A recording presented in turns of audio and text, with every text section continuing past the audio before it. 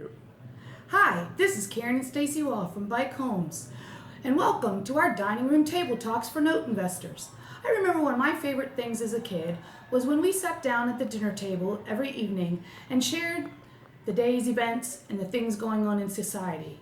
Those were the days when life wasn't so crazy and people actually took time to sit down and spend time at the dinner table. So we thought we'd bring back those times with what we're calling dining room table talks for note investors. So we're going to begin our dining room table talk today with a question we always get from our friends. Why notes? And what are notes? Well, simply put, for all you newbies out there, a note is really the piece of paper that is a promise for someone to repay a loan, such as a first or second mortgage. In our case, that is backed by the real estate. We buy notes which are non-performing directly from the banks for our own personal portfolios. So in short, we become the bank. Well, and we're also going to talk a little bit about what makes traditional real estate different from note investing. First, in note investing, there are a lot more inventory out there. Currently, there's about 6 million mortgages currently underwater. And if you don't know what that means they owe more money than what their house is worth.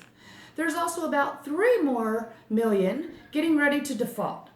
And because we're note investors and we deal directly through to the banks, we get to see these probably 6 to 12 months before others that are traditional real estate investors see them once they hit the market as a real estate bank owned or foreclosure.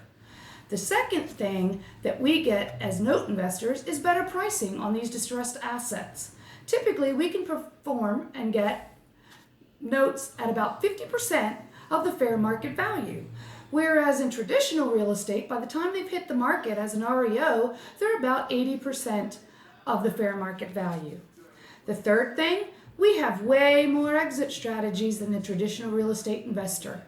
If you stay tuned to our future talks, we'll be going over each of those strategies in detail.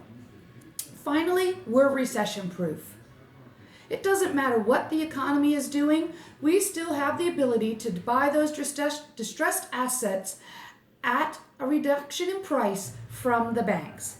And we tend to get better returns on investments than those that invest in other real estate strategies.